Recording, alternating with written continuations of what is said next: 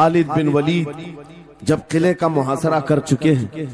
عیسائی پادری نے اپنے سارے ساتھیوں سے کہا ہم ان کو 3 دن کا ٹائم دیتے ہیں کہ ہم ان کو صلح کرنے کی بات کریں گے، لیکن میری ایک شرط ہوگی، یہ اپنے نوجوان ساتھیوں کو لے کر بازار سے گزرتے ہوئے آ جائے، اگر صحیح سلامت ان کے سارے فوجی آ گئے ہم قلعے کی چابیاں دے دیں گے۔ سارے عیسائیوں نے پوچھا کیا کرنا کیا چاہتے ہو؟ اس پادری نے کہا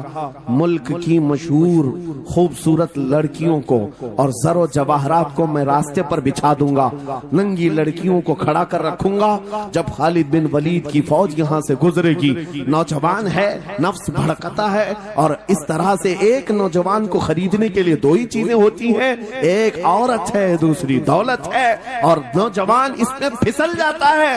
میں جانتا ہوں کہ جب یہ دونوں چیزیں سجا کر رکھ دی جائیں خالد بن ولید کے یہ لشکری ٹوٹ پڑیں گے عورتوں پر اور دولت پر، ہم آسانی سے ان پر قابض ہو جائیں گے۔ سب نے واہ واہ کیا، تالیاں بجائی، اور پادری آ کر خالد بن ولید سے کہتا ہے ہم آپ سے لڑنا نہیں چاہتے، ہم آپ سے مقابلہ نہیں کرنا چاہتے، آپ 3 دن کے بعد اپنے لشکریوں کو لے کر اس بازار سے گزرتے ہوئے آ جائیے، صحیح سلامت اگر آپ پہنچ گئے تو قلعے کی چابیاں آپ کے حوالے کر دوں گا۔ توجہ، خالد بن ولید نے کہا منظور ہے، یہ شرط میں اتفاق کرتا ہوں۔ واپس آئے، اپنے ساتھیوں سے کہا جنگ نہیں کرنی ہے، لیکن ایک ہی شرط انہوں نے رکھا ہے، 3 دن کے بعد اس بازار سے گزر کر ہمیں جانا ہے، لیکن کوئی نہ کوئی حربہ تو ہوگا،